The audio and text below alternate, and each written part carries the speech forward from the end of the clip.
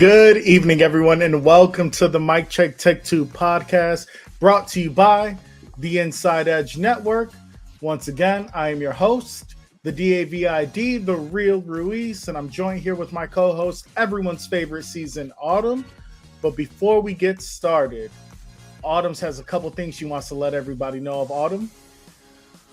Yes. Hold on. Give me a second. My phone just decided to not bring up what I needed. Yes. Few housekeeping notes. Of course, like, follow, and subscribe to Inside Edge Network on social media. Please support the Inside Edge Network by liking, subscribing, and following us on all social media platforms: Facebook, Instagram, Twitter, TikTok. Follow us at Inside Edge Net. Also, subscribe to our YouTube channel, Cleveland's digital leader for sports, entertainment, and mental health. Also, we do have a merch store at the Inside Edge Network. Go to InsideEdgeNet.com where you can get all and see all of your favorite personalities on the network. You'll see me, you'll see David, you'll see anybody else on any different show. So please support us and support independent podcasting. That's all I got for right now. Yeah. We do have another video to play from another one of our great sponsors at Fanatics. I'm sure our producer will get that going for you guys right now. Fanatics isn't just our name, it's who we are. Loyal, passionate fans dedicated to our favorite teams and the sports we love. That's why we're honored to be able to offer fans the world's largest collection of sports apparel and jerseys from all over the leagues, teams, and players you love. We feature a wide selection of gear from every league, including the NFL, MLB, NBA, NHL, and NCAA merchandise, which allows us to serve fans from football, baseball, hockey, basketball, lacrosse, soccer, and golf, and everything else that gets your heart pumping. Go to Fanatics.com by using the QR code on the screen right now to celebrate your teams.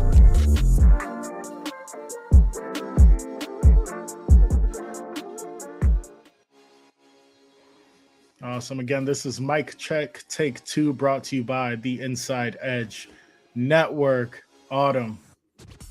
David. Last night, the Cleveland Cavaliers lost to the Detroit Pistons 107-97. That game was yesterday? That game was yesterday. I know you're trying to forget about it. No, that's not why. That's not why. Well, it's because there's a game tomorrow, and I'm like, why are these games so close? Is the game tomorrow? Yes. I thought it was Sunday. It's either tomorrow or Sunday. Let's do it. I think they get the extra travel day. Let's do an extra. Let's do a little check.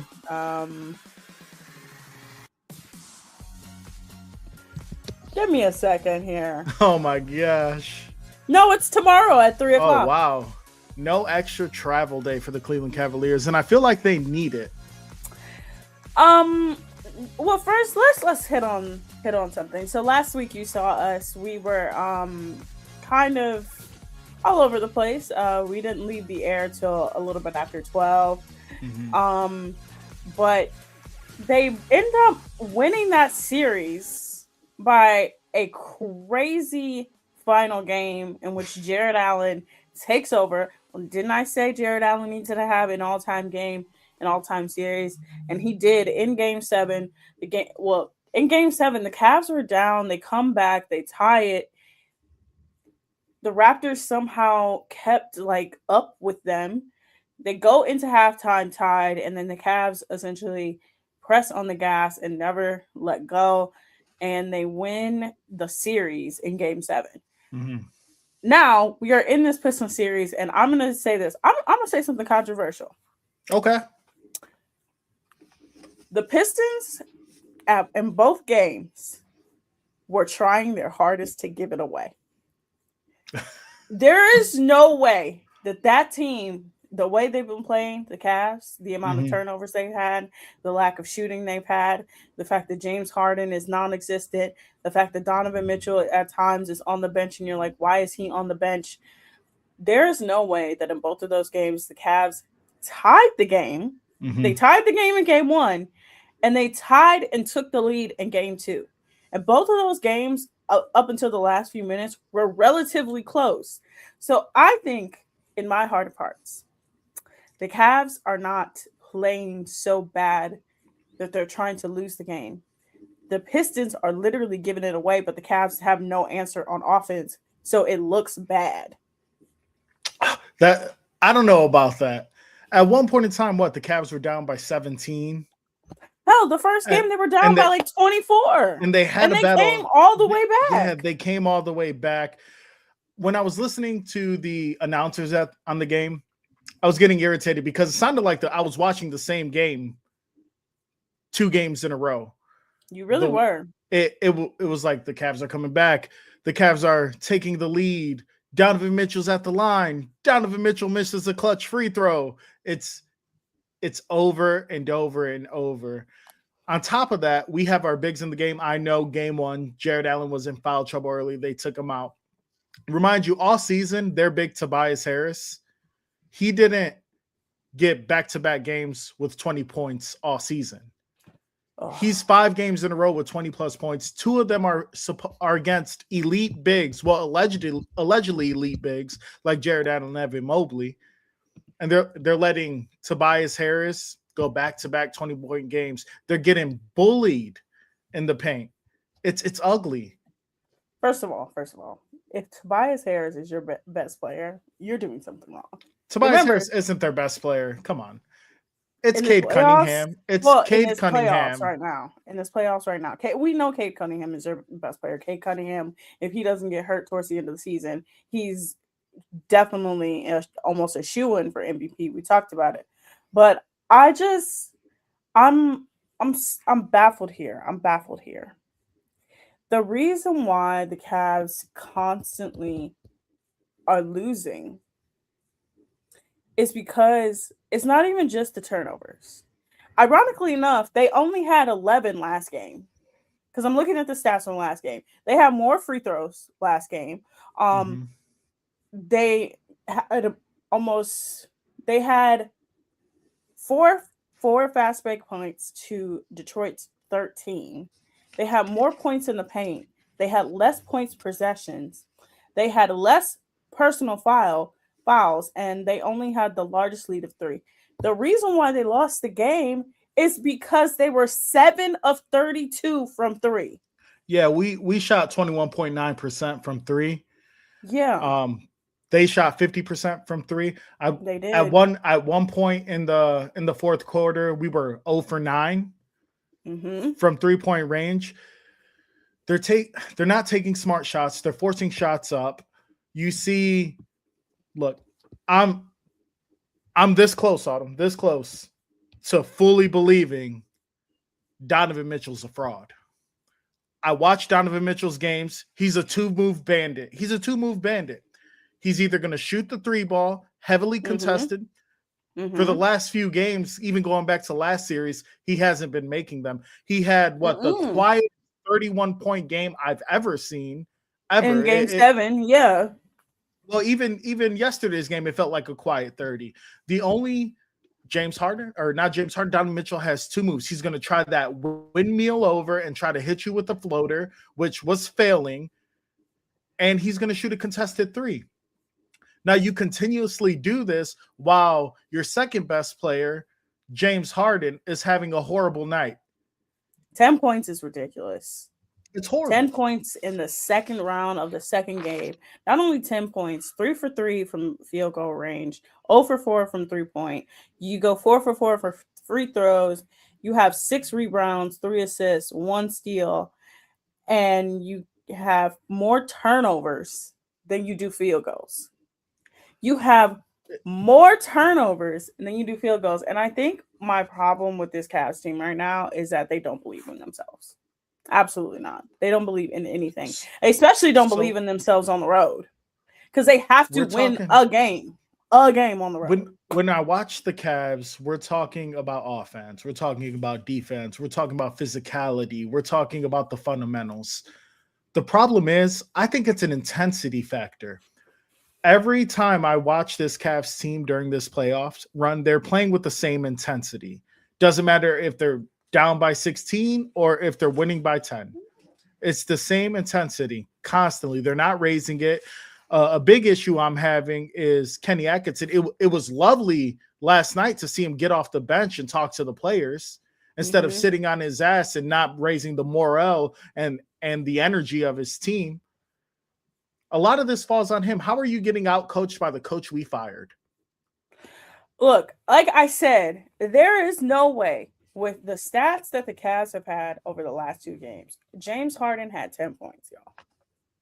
10 points. There is no way that the Cavs should be in any. They were in both of those games. They had a good chance to win both of those games. They were literally took the lead in the last game. I'm just going to say this.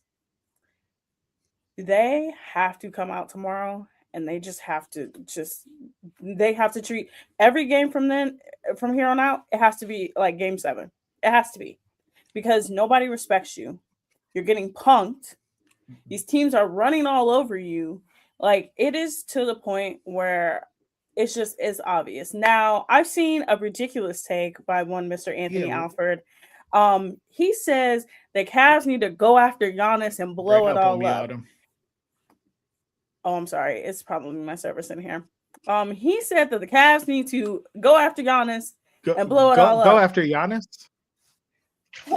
No. Anthony Alford. AA. What's wrong with you? No. No. No. No. No. No. No. See, I don't know about that. I don't know about Giannis. Look, one of the things I think we've been spoiled as Cavs fans. And what I mean by that is we were so used to the LeBron runs in the finals. And what gave me that realization is last night after the Cavs game, I watched the Lakers game for about 3.5 quarters. Then it got late. It was past my bedtime. But I watched that game. And LeBron at 41, the way he plays the game and watching his constant growth of his basketball IQ flourish. Whether you love or hate LeBron, you watch him play, he makes the right plays. When I'm watching the Cavs team, I'm like, and this is just my opinion, I was so used to watching LeBron make the right IQ play, where now when I watch this Cavs team, I'm like, what the hell are we doing? Why make that pass? And I never thought I'd say this. They're missing Sam Merrill. He kept us in the game in game 1. He probably would have been the 3rd leading scorer last game. We had Jared Allen with 22.7 boards again last game. We're getting the production we need from Jared Allen. Well, look, the factor is there are blueprint games in this playoffs that show you what you need to do. You have to have a game like Game 7 in last series. You have to have a game like Game 2 in last series. Game 7 and Game 2 in last series was the best that they played all season. The best that they played in the playoffs and the best that they played all season. You have to get up early. You have to keep your foot on the gas. You cannot be lazy, throwing up these 3-point shots, trying to get back in. And the thing is, the Cavs do. Find us on InsideEdgeNetwork.com for the latest information on your favorite shows. What was that? The ads want to play, Autumn. The ads want to play. Look at me. Whoever cut me off, your mom's a hoe. Your mom's a hoe. I was in the middle of your mom's a hoe. Proceed, Autumn. And if you don't know what that reference is, you're too young. No, for real. Like in Game 7 and Game 2, the Cavs played phenomenal in the second half and phenomenal in Game 2. And I think the biggest factor is while we are shitting on their offense, they are playing impeccable defense. I've never seen this team play the best. They've played the best defense I've ever seen them play. That's the craziest part of it, because they are keeping these games somehow close, shutting these teams down, and then their offense is just terrible. But they are playing impeccable defense. I don't know about that. Their defense is hard for me to watch sometimes, Autumn. They held Toronto 2 different games to under 100 points last series. Hell, in both the last 2 games, Detroit didn't score enough to where the Cavs come back twice, and they could have won it at the end. But then, of course, the wheels fell off. And it's not just age. And I know we talk about how the LeBron era definitely spoiled us. LeBron era definitely spoiled us, but it also makes me literally get PTSD because I hate that era because everything was so closely monitored and everything was just on edge. I think going forward, what this team needs to do is they need to trust themselves. They're not trusting themselves. That's the number one thing. None of them trust themselves. And if they trust themselves, I don't know about trusting themselves. They trust themselves enough to jack up ridiculous threes with a defender in their face. That's confidence. That's the NBA thing. That's just confidence. They're trusting who I call the Avatar, Max Strauss, to shoot the lights out, and he shoots brick after brick. Again, when I say trust themselves, as in they're not trusting themselves in yes, we know they're going to jack up the 3-point. Every team does that. I hate that. And we're going to get to the reason why I hate that because we're going to talk about the person who's on that team later who did that thing. But I think when I say they don't trust themselves is they don't trust themselves enough to say, okay, my 3-point shot isn't hitting. Let me go inside. Let me draw the foul. They're not trusting the fundamentals. They're just like, okay, I need to keep doing this because this is what usually works. See, I think they trust themselves too much, to be honest. And I think that's where a lot of the turnovers come from. James Harden thinks he's gonna trust Sam Merrill or Dean Wade or Max Strus to throw a lazy pass like they're going to go after it when they're not those players. James Harden lives in James Harden land, and I know people are so super excited for him, especially the way he played during the season, but he gets very selfish during the playoffs. I will never forget the game in Houston that Houston should have won, and Houston missed every single 3-point shot that they made in a game or that they shot in a game. Because of James Harden. So for all of those who trusted him, that's your fault. I never trusted him. The thing is, I don't blame James Harden about I don't blame him about anything. I don't blame him for I blame him for what? You would be surprised. Turnovers? I don't blame him for anything because Donovan Mitchell is supposed to be taking over the game when he tries, but he's a 2-move bandit, like I said earlier, and they've been able to stop those 2 moves. Jared Allen, thankfully, the last 2 games has manned up a little and decided to score. But Evan Mobley should be the 3. Yes, Evan Mobley. He's been a ghost. Yeah, he's been the largest Casper I've ever seen. Mm-hmm. And it's absolutely ridiculous. So if they're not going to, hopefully when we come home and they hear the intensity of the crowd, they can raise the energy levels because both teams we've played, Toronto and Detroit, they're both playing 100 miles a minute. And the Cavs just look lazy. They look like they don't care. I can't hear you right now because somebody decided to call me. And usually when people call me, I can't hear anything. Is that yeah, the wave sounds from your phone to your brain? You just lock in on your phone? Are you that type of millennial? No. See, I have my entire Apple ecosystem connected. So even if my phone is somewhere different, you can see it on my computer that my phone is ringing. So it makes everything. So I didn't hear anything you just said. Literally, I heard nothing you just said because somebody called me. Yeah, no. Honestly, there are a certain subsection of Cavs fans that I like their acumen sometimes, but I don't take some of these games as to the heart as some people. I've had to learn that my health cannot take that. But I think going forward in this series, the Cavs just have to lock in. They just have to stop making stupid mistakes, and they just have to step up. At this point, I've said all I can say about them. If they're going to continue to make dumbass mistakes, that's on them. That's on them. So what do they need to do game 3? What has to solidify our win in game 3? We're coming home. we've won every game at home. Thankfully, Mm-hmm. we don't know how to win on the road for some reason, but we can win at home. They need to take 2 games on the road now in order to win the series. No, they need to take one. One. Yes, Yeah. we have the 2 at home. We're going to go back to Detroit. Hopefully we take that game and we close it out at home and Cavs win in 6. Mm-hmm. And I think a lot of people thought that the series was going to go 6. I think that the Cavs do well at home because not only the crowd, but I think they just are more comfortable. Road environments are always comfortable, but I think the Cavs just get an extra boost of energy to be like, all right, we're at home. We can settle down. We know how to play at home. Detroit, they know how to win in Detroit. Up until this year, they were very much winning in Detroit. So I think it's just a mental thing. It's a mental thing. And it's a mental thing.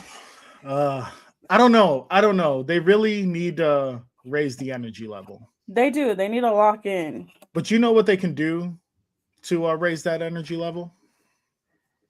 Oh, what would that be? Do you think it has something to do with Dubby Energy? I think Dubby Energy would be the perfect thing to raise the Cavs level, Autumn. Yes. Dubby Energy with clean energy, bold flavors, and no jitters. See why people won't shut up about Dubby. Whether you're starting your workout or getting ready to exercise, Dubby Energy helps you lock in and focus. Over 15 flavors to choose from. Order Dubby Energy right now by using the QR code on your screen. Use the promo code MikeCheckTake2 to receive 10% off your order. Dubby Energy, your energy-focused sponsors of the Inside Edge Network, Cleveland's digital leader. Wow, Autumn. That was phenomenal. But you know what I like to do when I like to yap. You know when you drink Dubby Energy and you want that clear head whether you're going for a workout or if you're playing games. Once you get home and you can relax and you need to calm yourself down from the Dubby Energy, you can light a candle, Autumn. Yes, you can. You can light a candle with Alley Rose fragrances. Discover our collection of handcrafted candles made with clean, minimal ingredients. Every product is thoughtfully created in small batches. Hold on, I got a burp. I'm sorry. I'm so sorry. Free from harmful toxins. For mindful everyday indulgence, our candles are hand-poured in coconut soy wax with natural wood wicks, which offer long-lasting burn and rich fragrance. Made with clean, toxin-free ingredients, they create a cozy, safe ambiance for your home. Order candles from Alley Rose Fragrances right now by using the QR code on your screen. If you're a first-time customer, use the code InsideEdge20 to receive 20% off your order. AlleyRoseFragrances.com, proud sponsor of the Inside Edge Network, Cleveland's digital leader. Autumn, that was great. I tried. I'm sorry for burping. Oh, man. So I want to move on a little bit, Autumn. Mm-hmm. I want to talk about some other basketball news that's come to light. Yes. You want to whack them first, or do you want me to whack them first? No, you got it. Because you said some things on Jersey Chasers, and I just need you to say it again to remind our audience before I have something to say. Okay, I asked you about this yesterday. You literally read my text messages and then didn't say anything. And I'm like, I don't know. So you know how it feels now when people read your text messages and don't say anything? You know. You understand that now. You see? Oh, I'm so happy you brought that up. So now you can sit there and sulk in the feeling of getting ignored. Can you just tell me what I said? Because sometimes I talk and I don't understand what I'm saying. It was the whole premise of the take. No, you proceed with the news that's transpired in the NBA and the beef. Oh, yes. One, Mr. Draymond Green. So Draymond Green has found himself into 2 beefs. Not one, but 2 beefs. The first beef is with Austin Rivers. If you don't know who Austin Rivers is, Austin Rivers was the son of Doc Rivers. He was in the NBA. Him and Draymond were actually drafted within the same draft class. Austin Rivers was a National Player of the Year, was a #1 recruit out of Florida, goes to Duke, gets drafted to the NBA, plays. I forgot where he played before he got to the Clippers, but he gets to the Clippers. He plays with his father. The Clippers give him a astronomical contract. He plays his time out the Clippers, goes to a couple other teams, retires from the league, and is now an announcer. So him and Draymond have been going back and forth over the last week. But Austin Rivers got on his platform and said, "Look, Draymond, like I was a National Player of the Year, I was a Naismith Player of the Year, McDonald's All-American, all this stuff." And he said, "And you are the luckiest player in the NBA. You were the backpack to one Steph Curry." He was like, "Think about this. You are surrounded by 3 Hall of Famers: Steph Curry, Klay Thompson, and Andre Iguodala." He said all 3 of those guys were Hall of Fame talent. One of them literally won a Finals MVP, and I still think that was the dumbest thing that could ever happen. He got that Finals MVP because he had to guard LeBron James. Literally, and just because LeBron didn't go out for 50 every game. That's literally the only reason why. He just held him to a cool 40. That's how he got a Finals MVP. But that's not the only thing. So him and Austin Rivers did a slight back and forth. He didn't respond to him, but then he goes on Inside the NBA on ESPN. He fills in for Shaq, and him and Chuck kind of get into a back and forth, but not in a like real back and forth, because Charles Barkley is a person that I would never take serious. He is literally he's a good announcer, he's a good commentator, he's a good color analysis, but everything that he says is ridiculous to me. He is also one of the funniest people I've ever seen on television. But him and Charles, him and Charles were going back and forth, and Charles essentially was like, "Look, you're on an older team. You kind of need to start looking at retirement." He's like, "You guys are not the team that you once were." And he was like, "Look," and Charles gave him a bunch of compliments. He was like, "You're a Hall of Fame team. You played with a bunch of Hall of Famers." And Draymond tried to come back at Charles because he has this chip on his shoulder of like, "I'm Draymond Green. Everybody's underestimating me." And he was like, "Well, we can't all be you in Houston." And the entire internet is tearing his ass a new one. They were like, "If only you were Chuck when he was in Houston." Charles Barkley, y'all, averaged 16, 10, and 4 in Houston in 1998. So do you believe Draymond is lucky? Yes, absolutely. Why? Think about this. He lucks into a situation in Golden State where Golden State completely, literally, honestly, they didn't have to get rid of Mark Jackson. Mark Jackson could have still been their coach. They probably still would have did as well. But you weren't the best player in 2015. You cost your team a championship in 2016. In 2017, he cost his team a championship in 2016. If he doesn't go out in Game 5, the Warriors probably win it. He was, ironically enough, I may not like him. He was one of the best players in that series. In Game 7, he was the best player in Game 7. He was the best player in Game 7. Yes, when it's on the line. When it's so on the he line. He showed he his had value. Game 7, he had 32 points, 15 rebounds, 9 assists. He was super efficient. He went 11-15 from the floor and shot 6 of 8 of 3-point line. How can you call someone that puts those numbers up lucky? Let me get to it. No. You cut me off it. No, because I'm sick of people calling him lucky. Let me get to it. Let me get to it. No, for real. No, let me get to it. I'm dead ass. Go ahead. So again, 2017, you luck up into Kevin Durant. 2017, 2018, you get to the finals. You win the finals with Kevin Durant. Then next year, you run Kevin Durant off with your mouth, and you mouth everything. Then the next couple years, you literally rebuild it to where you have a much healthier, younger team that you can go all the way with, that you do eventually go all the way with. But one of those essential pieces, you punch him in the face because he calls you Steph Curry's backpack, and effectively in his career in that city, you run off all the other players, and now you are the last remnants of who would you rather have, Draymond Green or Jordan Poole? Jordan Poole, he's younger. No, that's absolutely crazy. Jordan Poole is trash. You need a role player You need a role player. So are you calling all role players that won championships lucky?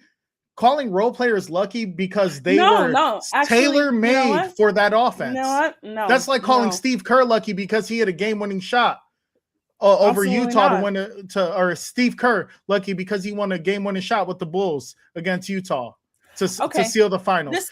That's calling every role player lucky. You're using Steve Kerr as an example. I love that you use Steve Kerr as an example because Steve Kerr was once a Cleveland Cavalier, and Steve Kerr was an essential part of the Cleveland Cavaliers' success in the 90s. And only because they couldn't get past Michael Jordan and the Bad Boys, they didn't win. And then they trade Steve Kerr, and he's still an effective player. If you put Draymond Green on any other team outside the Golden State Warriors, is he an all-time Hall of Fame player? You don't know that. Because he was tailor-made for that role. The way he ran the pick and roll. No. Let me read. Using Steve Kerr as an example. That is a Hall of Fame player, Hall of Fame player, Hall of Fame coach who was on two different teams and played the same. You know what? Let me give you another role player. You know what? Because they needed someone like Steve Kerr for his area. So in 2017, no. Let me go. I'll let you speak. I'll let you speak. In 2017, when Draymond Green won Defensive Player of the Year, what did that have to do with the teammates he was with?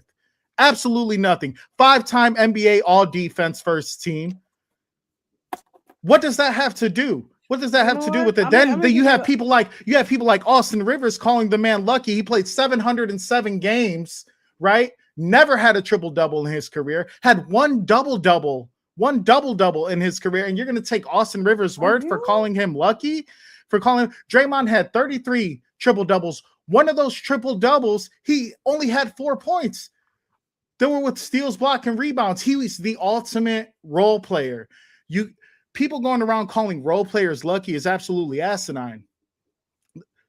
So Kyle Korver, luck? No. Role players can't be called lucky when they're tailor-made for that. You put Draymond in an offensive scheme where he capitalizes off the pick and roll, and he runs that very well with Steph Curry. Did he benefit off that? Of course. Did he get some of those assists? Of course. But if it could have been done with another player, it would have, but it wasn't. David, okay, we want to talk about you want to know what? Because you're saying role players, right? I'm gonna give you two examples. I'm gonna give you 4-time NBA All-Star. 4-time NBA All-Star. I'm gonna give you two great examples of two role players that one who I actually is a great comp to Draymond Green. One is Vernon Maxwell. Vernon Maxwell was not Vernon Maxwell. What is his name? It's the one that always insults Utah. He's been on All the Smoke. Look, it doesn't matter. You know why it doesn't matter? He's a great comp. Yeah, you want to know why? He's a great comp because he played on them Olajuwon, Houston teams. He played in Seattle with the Supersonics. He played in all these. He played on the Spurs with him, and he himself would say he benefited from a lot of those. Hell, when we talk about role players, of course, benefit from everything. You're supposed to put role players that are tailor-made for your superstars. Absolutely. Nobody else could have did what Draymond Green did. But you can't say that Draymond Green isn't lucky. He is incredibly lucky. He played with 3 Hall of Famers. No, he's and a Hall of Fame coach. I'm gonna say this. Draymond Green's a Hall of Famer. Draymond Green's a Hall of Famer. How? Again, I just read it off to you. I just read it off to you. Take him off the Warriors. Put him on any other team. Mm-hmm. Is he a Hall of Famer then? Not the same. No. Take him off the Warriors. Who says those Warriors teams win without him? Because those Warriors teams were soft. And you know who they had to enforce? Draymond Green. He enforced. Yes. He enforced. He kicked somebody in the nuts. He stepped on somebody's chest. He literally hit LeBron James in the nuts to where he called him a bitch. Yes, that's an enforcer. Yeah, that's an enforcer. What do you want? Do you want an enforcer that eats with a spoon and fork, or do you want an enforcer that eats with his hands? Yes. You want You The man want who somebody choked like out- that. Who Gritty. tried to choke out Rudy Gobert not even 50 seconds into a game because he Good. just really doesn't Good. like Rudy Gobert. It's in I'm their gonna just head. say this. I'm gonna just He's say a Hall this. of Famer. If He's you not a don't lucky think- player. If All you the don't stat- think he's a lucky player, Autumn, in David, 2017, put he him on led the any league other in team. steals. How Put does him that on have any other anything to team in do his with the era. other Warriors? David, he had a team where he was facilitated by two of the greatest shooters of all time. Put him on the team without two of the greatest shooters of all time. Is he an effective player? Probably not. That is the He argument. is an effective about player. it. He is an effective player. No, he's an effective player. What are you talking? David. What are we talking about here? We're talking about a What are we man talking about? who is incredibly lucky. You can't say that he's not lucky. He's played with two. He's He's not. played with seven. He's played with four Hall of Famers. absolutely, He's played absolutely with four not. Hall of Famers. Absolutely. He played with four people. He has a Hall. He is- actually is has D- two coaches that could have. Is gone to Dennis Hall of Rodman Fame. lucky? Is Dennis Rodman lucky? No, Dennis Rodman is actually No. an incredibly hardworking guy who didn't Yeah. even play basketball until he started going Yeah. to community So college. he- He taught so himself he's how he's to not play lucky, basketball. but he played with Michael Jordan and he played with the Detroit Bad Boys. Is he lucky because Think he played about- with them? Think about what I'm Absolutely just saying. not. No, you're Absolutely purposely not. ignoring what I just said about Dennis Rodman. Dennis Rodman literally did not play basketball until he got into community college. He forced himself cares to about- learn that's how to not play the point. basketball. What He was a what role about- player. Absolutely That is not. not- What does his history in basketball leading up to the If NBA you're have comparing anything Dennis to do Rodman with the NBA? It has if you're absolutely nothing. comparing Dennis Rodman to Draymond Green, I will slap the shit out of you. I'm No, not even and joking. that's They exactly are what I'm doing. two That's completely exactly different what I'm players. doing. That's exactly Any what day I'm of the doing. week, I would take prime Dennis Rodman over prime Draymond Green. You will Dennis Rodman was a beast. Dennis was Rodman a was level a of- glorified role player. He was a beast. He literally the way that No, I've he is a beast, just like he was Draymond's a beast. Just give me David. he got the boards, but at the David. same time, Dennis Rodman would never win a championship by But you himself. know what? He You wanna would know what? never win a championship without Isaiah Thomas. He would have never won a championship without Michael Jordan. So what are we talking about? You want to know what? I'm gonna just say this about Draymond Green. If he's going to, I'm gonna say this. We're gonna get off his career, but I'm gonna say this in relation to the whole Charles Barkley thing. If he wants to be the next Charles Barkley, if he wants to be the guy that says all the He's better controversial than things, Charles Barkley. What are you talking about? He I'm will never not- be the next. He has 4 rings that says I am not Charles Barkley. I'm not talking about NBA career. I'm talking about post-playing career. If he wants that notoriety that I want to be the controversial guy on TV that talks about my career and he has to get thicker skin. The way that he came at Charles Barkley was crazy. And the fact that the entire internet was like, you wish you were Charles Barkley in Houston, because everybody was like, if Charles Barkley doesn't get hurt in Houston, they probably win another championship against Michael Jordan and would have been Charles's first.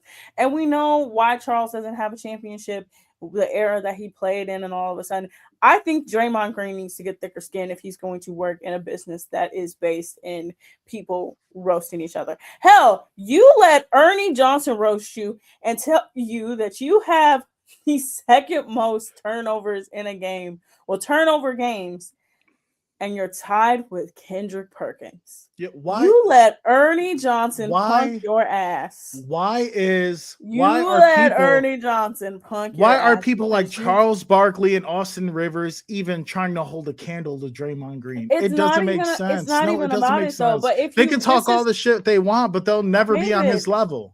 David, it's not about being on your level. If you're in the media, we're both in media, and you're gonna talk your shit. Don't be surprised when other people come back and talk their shit back. That's his problem, is that he's going to talk his shit and going to talk about Austin Rivers and how Austin Rivers is incredibly lucky because he got a $200 million contract because He his is daddy lucky. was the His coach. he's a Every- nepo baby. He was the first of his kind. Everybody wants to Austin- talk about Bronny, but it's Austin Rivers. Austin King, Rivers. he's Austin King Rivers nepo baby. was- Austin Rivers was a national recruit. He was the number 1 player in Florida. He was the Naismith Player Yeah. of the Year. What? He went to Duke. That's Oh, not nepotism. yeah, That's so- fucking talent. What did he do to earn the max contract? Absolutely nothing. You can talk about all the Again. talent you want in college. Look, Absolutely. Look at but this no, is the that's thing. college No, doesn't. we're talking His about this college right now. We're talking talent about this right didn't now. translate to the NBA. Because think about this, David. Draymond is the one that opened this can of worms. If you don't open this can of worms, don't let people come back at you. No, but he wasn't has wrong. to- People No, are in but their I'm not- feelings I'm because he not- was I'm right, not and they want to call him lucky. He And was- honestly, the stats prove he's not. The stats prove he's not. The stats prove that he was wrong about Chuck in Houston. He said, "I'd rather not be Chuck in Houston," and everybody's like, "You wish you were Charles Barkley in Houston." Charles Barkley was the second leading scorer and the second most efficient player on that Houston team. And what are we talking about? I'm with Draymond. Why would I want to be with him when he didn't win shit? Draymond has 4 championships. David, we are talking about in the context of what he was talking about in that no moment. we can keep using the what ifs. The what if he didn't get hurt? What if he took care of his body enough to not do it? No, it is about a what if. About a what You're if. saying what if he didn't get injured? What if that? shots fired, and you know what that means. We got to take a quick break because it's getting a little heated in here. It's getting a little heated about Draymond because David don't want to Sir Charles. We're going to go on a quick break. We're going to show you guys a little bit about the other shows in our network, and we'll be right back. Mm-hmm.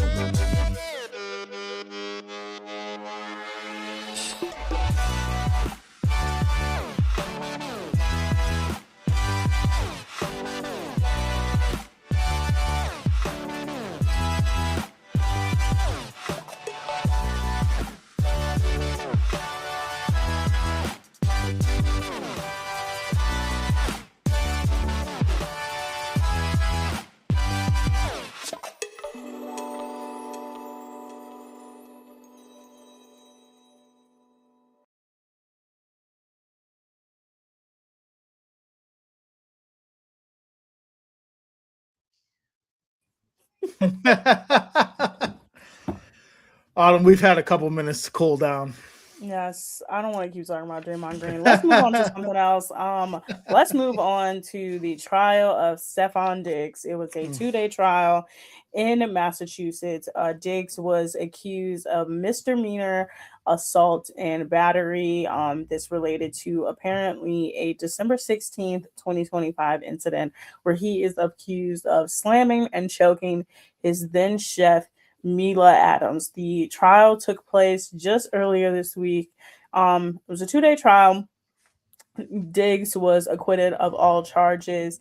There were 10 witnesses on the stand, from his financial advisors to his assistants to close confidants. And now Mila looks a little interesting.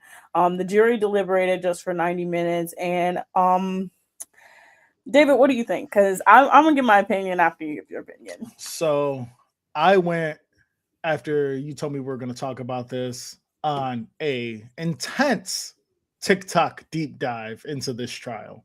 Intense. And I've never seen someone sit on the stand and lie so much in my entire life. Couldn't give straight answers. The lawyers were chopping her to pieces constantly, to the point where she was like, she deserves an Oscar. She deserves an Oscar, because at one point they asked her a question and she's sitting there. I'm going to need a minute. No, you're not going to need a minute. You're trying to think of the next lie you're going to tell this jury. There was a couple of times the judge came over and the judge is like, you're not going to try to spin this into your own narrative, or your whole testimony is going to be dismissed, because of the amount of bullshit she was spewing. I don't understand why it took the jury so long to deliberate to give an answer. To me, it was clean cut. The way she was talking, they showed that video of her dancing after her alleged assault. You know why she was dancing? I have an idea. We don't know the context of that dance, but after she sent her text messages and did what she did, press charges or attempted to after the assault, she was dancing, thinking she was going to get a damn payday. She was celebrating. She thought this was her big ticket. I can't believe it went so long. Do I believe he may have slapped her? Maybe, to the point, who knows? Like, as you said in the past, he's had assault accusations that happened in the past, but if the slap don't fit, you must have quit, and that's what they did. Okay, stop talking. Let me get to this realness. Okay. So first of all, the fact that she has to make me somewhat defend a man, shame on you, lady. Shame on you. I do not like defending men. Okay. Number one. That's number one. Number two. Stephon Diggs has credible accusations of physical violence before this. He has had several credible accusations. Let's just say that. So the fact that this got to trial is something I was like, what did they have? Because I'm looking at this trial, I'm looking at all the videos, I'm looking at all the clips, and in my mind, I'm just thinking about, how did this get past the discovery stage? Because if you don't know what the stages are, you have to go through a discovery stage where you go over all the evidence, you compile it all, then you give that to a jury, a grand jury. The grand jury somehow came out with charges through all this discovery. You brought in misdemeanor charges, which misdemeanors and felonies are two different things. Misdemeanors could somehow lead to jail time, but felonies could. It's just a whole thing. So you come back with charges. You put her on the stand as a witness. She gets on the stand, openly admits to deleting text messages, calling him a pussy, calling him out of his name, saying all these different things. She's reminiscing about the fact that they had sex. She's talking about him having sex with other women. She's talking about the fact that the reason why she was mad at him is because they were supposed to go to Art Basel, and she was actually supposed to go to Art Basel with him and then girlfriend Cardi B. But he said, no, I don't want you to go. Me and her are going to go. So she got mad at him. Then you have his financial team coming out being like, yeah, she was all right, but she was also stealing money from him because she was submitting receipts for stuff she had already submitted receipts for. Then you have the assistant coming out being like, yeah, we knew her. She was an all right chef, but she wasn't like cool and she didn't really make good food. And I'm like, how did this even get to a trial? Mhm. What did these detectives do to be like, you know what? She's a credible witness. We're going to put her on a stand. We're going to put this evidence to the test, and this is going to convict him. If I was a grand jury and I saw the stuff that they had, he wouldn't have got an indictment. He wouldn't have got an indictment. I think one of the reasons is There was because, but one of the reasons is if he did in fact do it and they didn't go all the way, they would have been looked at in such a negative light. Maybe she's crying wolf, but if she wasn't crying wolf, how would we have viewed the situation? What are some of the topics you would have talked on Jersey Chasers about the situation? You would have been putting them through the ringer. So they kind of absolutely. They kind of had to do it from looking at it from that side of things. Oh, and I don't blame anybody for taking an accusation of physical violence seriously. That's not what I'm talking about. What I'm talking about is there is credible evidence within the fact that her lawyers were yelling at her while she's on the stand, admitting that she deleted text messages, like literally yelling objection, objection, objection. The fact that a prosecution team even came out and said, yeah, we don't really like her either is even crazier. It's insane. So when I say I don't understand how it got this far, I truly, like, y'all, I've been watching law stuff. I've been watching trials since I was a kid. My aunt literally used to watch court TV when she would watch me. So I know how a trial works. I know how a jury trial works. I truly don't understand how it got to this point, because from the evidence, like, there was no evidence of, like, there was no pictures. Like, usually they'll have photo evidence of the bruises. Multiple people were asked in the trial, did you see her have bruises? One girl literally was like, she was in my face and I didn't see bruises. And the prosecution was like, well, were you looking for them? She was like, no. But if somebody is badly bruised and she's been choked like she says she is, if you're looking at her, you can tell that she's been choked. Yeah, her statements and testimonies changed so many times. So one of the things that the prosecutors or the lawyers were asking her, they're like, does he get tackled by 300-pound men for his job? And she's going to say, I don't know. I don't watch football. And then she proceeds to tell them, after they ask her, have you been to any of his games? Have you watched his football games? How many shows have you been? How many games have you been to? She's like, a few. So you're telling me you went to a football game to watch a wide receiver play and said he didn't get tackled by 300-pound men? Then they ask her, you told us that he used, out of a 10 out of 10 scale, or 0 out of 100, he used a 10 amount of force, 100% amount of force. When it left no marks, she tried to say, this isn't about him. This is about me. This is what I feel a 10 is. And that's absolutely crazy. She was dipping and diving and trying to swim in her lies, but the truth kept coming to light the more she spoke.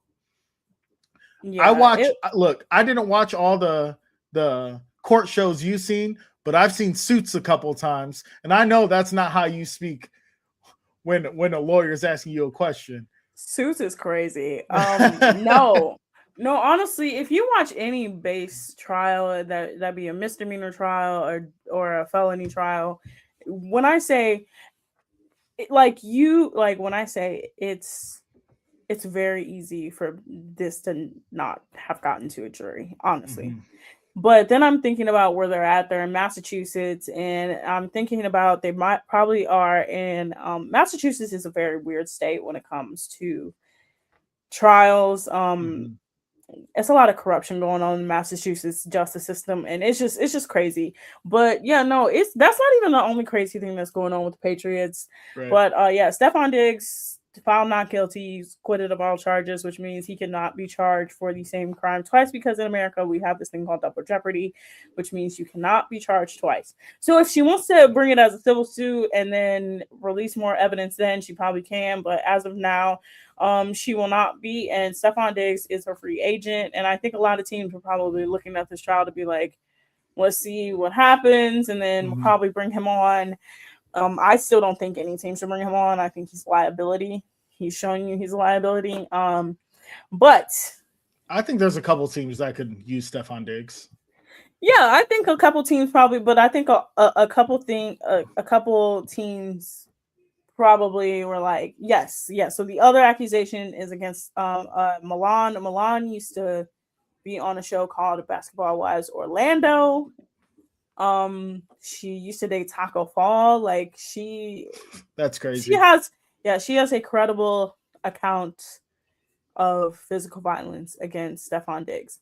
But we have to talk about Mike Vrabel and Diana Russini. Oh man. I swear every week something else comes about these two. And I'm at this point, I'm like, who is finding this information?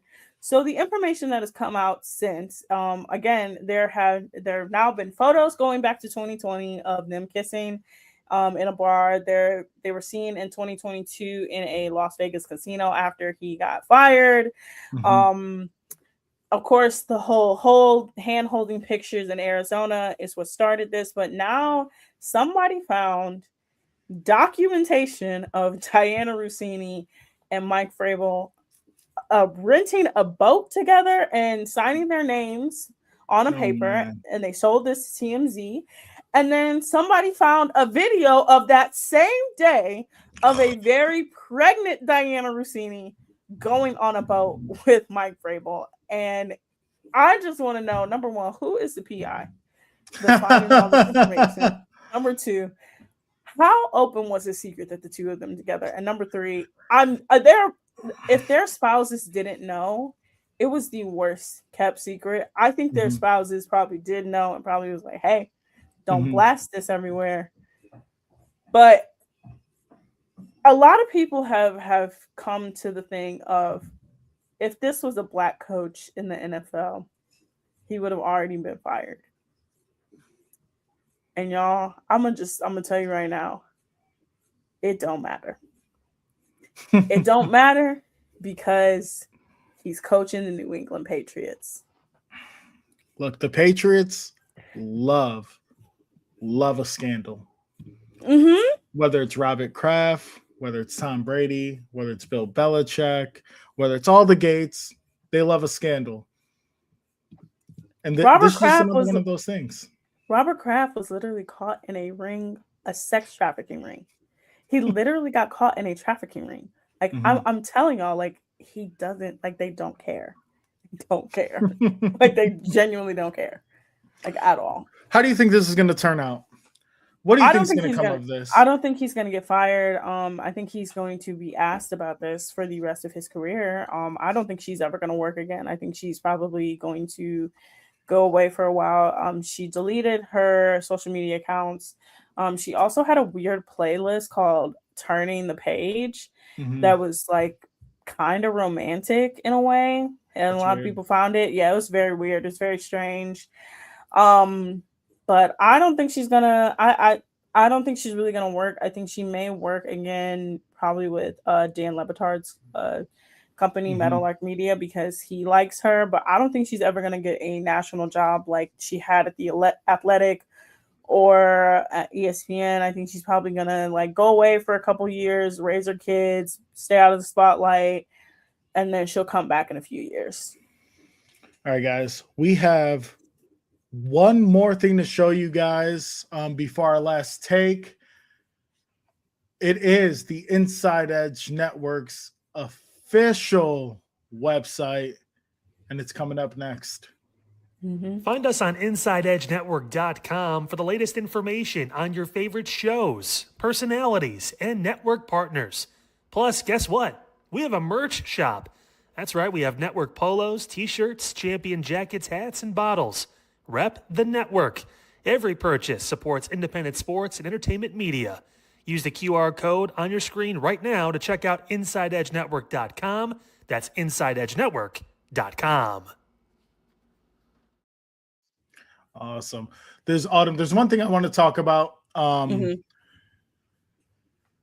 It's probably not a you take, honestly, but I just want to bring a little bit of light to it. You'll understand. It's about boxing. Oh, okay. This is all your corner. Yeah. July 4th, a big announcement came out for July 4th, where we have up and coming star Abdullah Mason. He is currently the WBO champion of the world. He's also 20-0 with 17 knockouts. He's local. He's from Cleveland. He will be headlining a huge fight at the Wolstein Center. It'd be his first title defense. Who it's against, I'll have more information for you guys next week. But what's really cool about this card at the Wolstein Center, Autumn, Tiger Johnson, he's also a Cleveland guy. He was a 2021 Olympian. He represented the boxing team in Cleveland in the Summer Olympics. He's currently 17-0. Another up-and-coming star signed with Top Rank. This is a big deal for Cleveland and Cleveland fighters. It's going to put Cleveland on the map. So make sure you guys go out and show them support. I've been watching them for a long time, since their amateur days. Tiger Johnson, for instance. If you guys don't know, I grew up boxing. I've seen a lot of these guys fight in the amateurs from a young age. First time I saw Tiger Johnson fight was at the Junior Olympics. He was like 8 years old. He fought a kid from our gym, which they're actually best friends now, which is crazy. They weigh the same weight. It was like 68 pounds or something like that, 65 pounds. And they grew up together, always fighting each other, which is a really cool concept. And the fact that they're best friends is insane. But yeah, I'm really excited for those fights to come up. We're going to see who their opponents are. We were running up against it, so I'll talk about it more next week. But if you're in the Cleveland area, please support your local fighters. Allow them to bring bigger things on the map. I've talked about it before. One of the reasons I respect Jay Paul is for what he did with Cleveland boxing and women's boxing specifically, and bringing the main stage to Cleveland. Go and support these guys so we can have these kind of shows at Rocket, so we can have these kind of shows, hope maybe in the new dome that's going to open up here in a couple years. Look, I'm talking out of excitement. I'm talking out of, this is what we want to see for Cleveland sports. Two individual guys. It's not like Stipe, where he came from overseas and he went to the MMA. He trained in Cleveland. No, these are homegrown guys. Go support the homegrown guys. That's all I had to say, Otto. I'm sorry. It's okay. Well, I'm gonna let you clear out and do your thing. No, just a couple more things before we get off the air. Joel Embiid is ruled out for the Sixers Knicks game 3. Yes, game 3, because game 2 was last night. He is ruled out with a knee and I think it's a hip or something like that. I don't know. Mm-hmm. That man is hurt. He got hurt in the Boston series. They were treating him like a rag doll, trying to get him through that series. Somehow they get through that series. He just had appendix surgery like less than a month ago, so he's been through it this season. And then while we were on the air, Travis Wazana, Cleveland's Aussie from Oregon State, our number 1 pick, hits his first MLB home run. That's huge. Yes, the team is currently 20-19 on the season. They've been very up and down. Every time they get a little momentum, they lose a couple games and then get that momentum right back. Him and Chase DeLauder been pretty damn good this season. That's all we can ask for. Yeah. Chase DeLauder, very much on track to be Rookie of the Year this year. Again, his first 4 games, he had home runs in almost every single one of them. Mm-hmm. Jose Ramirez, of course, is doing his thing. Stephen Kwan, silently having an okay season, needs to be a little bit better. by the All-Star break. But the team is actually doing consistently good. Their only Achilles heel is that bullpen. That bullpen got to get it together. It's a long season. It is a long season, but currently right now, and then as I'm speaking, I think they are up. They were up 4-0 last time I saw. They are playing on Apple TV on Apple's Friday Night Baseball. So I think it's still 4-0. I'm almost positive. Thanks for the guys update.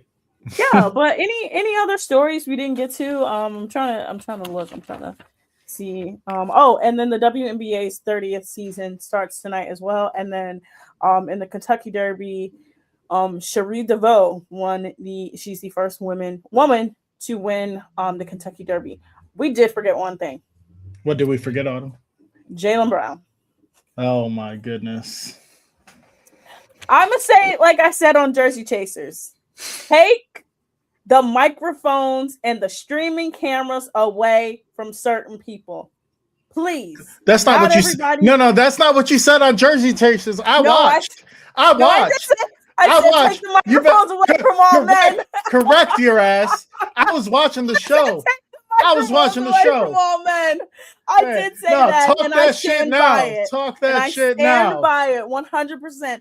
Take the microphones and the streaming cameras away from all men. I'm sick of it. Because why are you talking about a game that happened 2 days ago saying that, the refs knew what they were doing, the game is rigged, and we have a flopping problem in this league? Now, we all know that's true, but why are you saying this? Let him say it. It has to be talked about.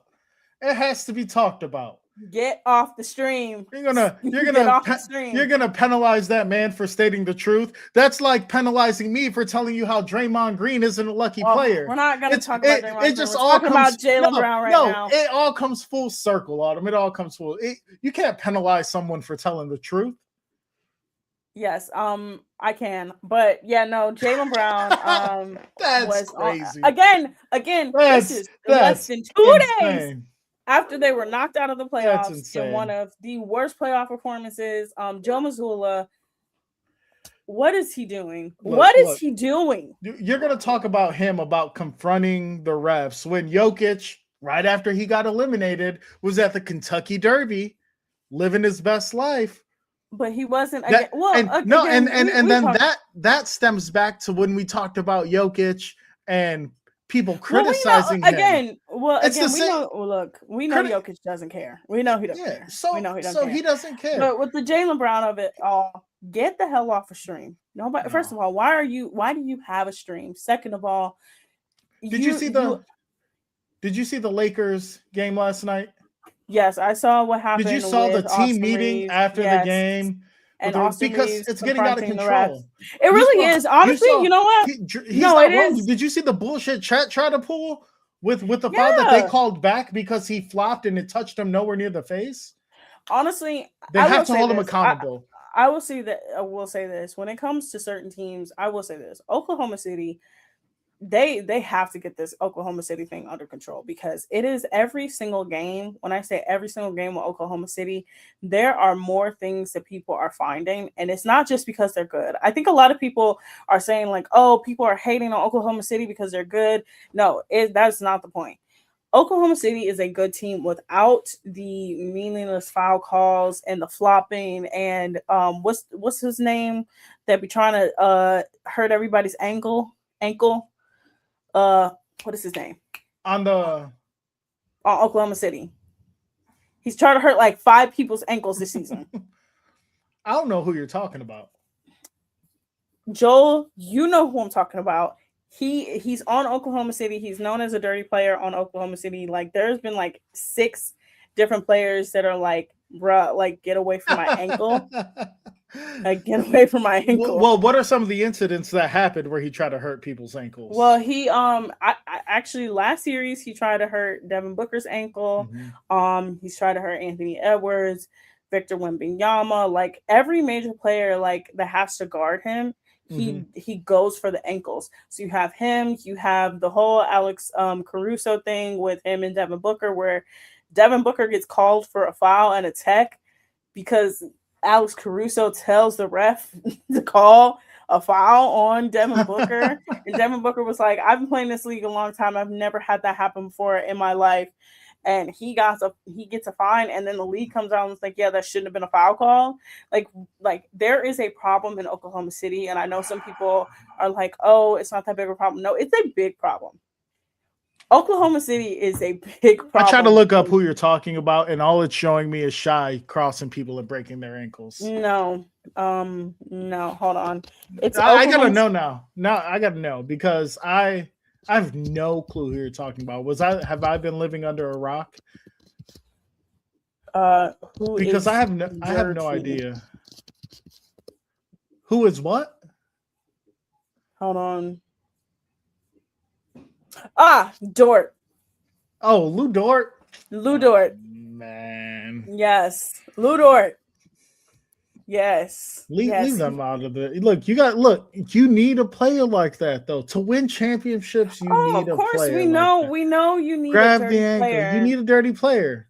So we need a dirty player, just like the Golden State Warriors needed Draymond Green. See, it's all coming full circle the further we go on with the show. Also, speaking of Jersey Chasers, yes, how are you going to sit there with a good conscience and allow your co-host to say that those championship-winning teams on the Golden State with the Golden State Warriors were not that good?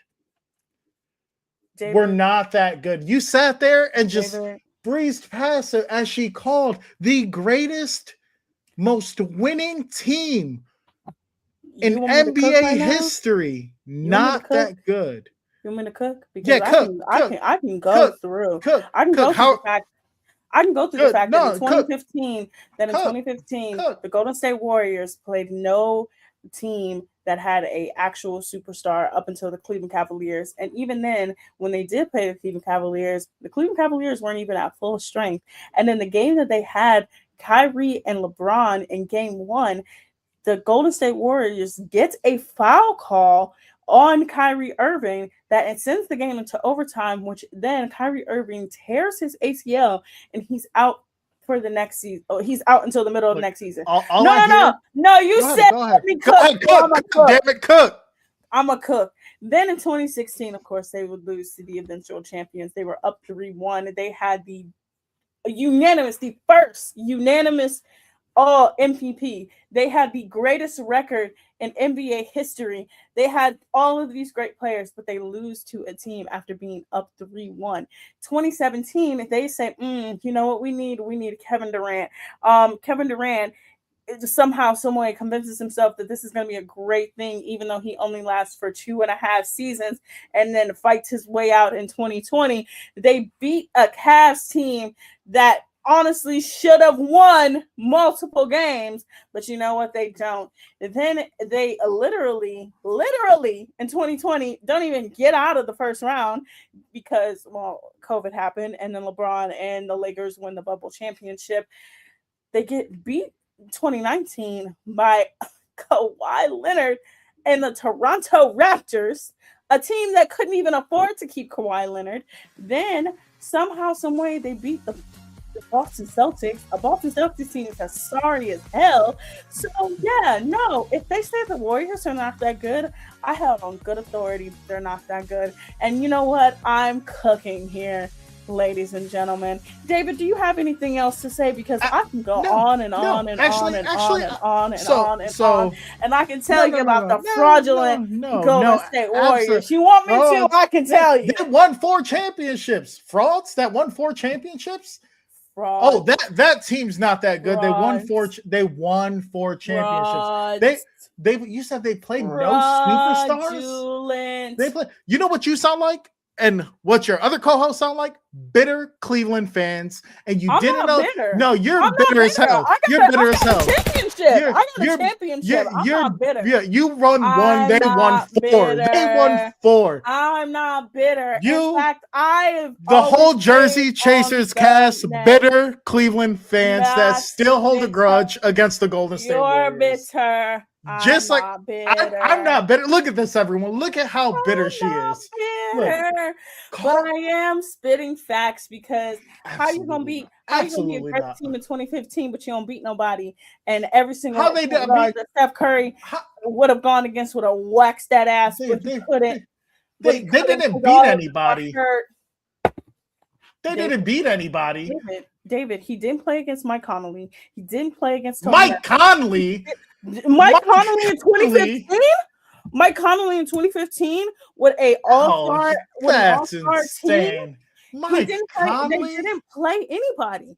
Any of the teams that would have gone at them, any of the players that would have shit on them, they didn't. And then they got to the finals. No team shitted on them the entire season. They didn't get shit on once. And the Cavaliers should have beat them in game one. The Cavaliers literally almost won the series, but Matthew Dellavedova shut Steph Curry down in game 4 of that series to the fact that he played himself hospital. See, that's how Cleveland fans' narrative is. Cleveland would have won that series. You say Matthew Dellavedova pushed himself to the hospital. No, Steph Curry put him in the hospital. That's the realization about it. Steph Curry put Matthew Dellavedova in the hospital. David had him running like a soccer match. David is bitter, but y'all bitter. That's crazy. That's crazy. You are bitter. I'm not bitter. You're bitter. I'm the one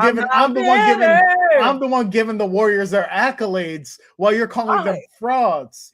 They're not frauds. They're the greatest winning team. They have the greatest shooters of all time. They have the greatest role player of all time. And you're just bitter. That's it. David is a troll. I'm not a troll. Anybody watching that has any damn sense would agree that calling them bad is crazy. David is crazy. They have a hospital for people like you. That is crazy. It's okay. All I'm just hearing is that you can't handle the conversation. It's all right. It's okay. Oh my goodness. All right, everybody.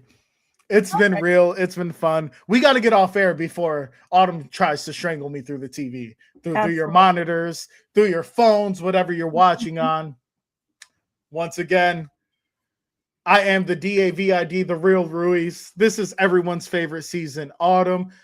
We are on the Inside Edge Network. Please follow Mike Check Take 2, the Inside Edge Network, all of our pages. Check out all of our sponsors. We have a bunch of great deals for you guys there. Inside Edge Net. Check us out. Instagram, Facebook, X, YouTube. The list goes on and on. If you're interested in any of our promos from Fanatics to Allie Rose, please click the QR code. It'll take you to everything. Thanks, everyone, for tuning in. Until next week.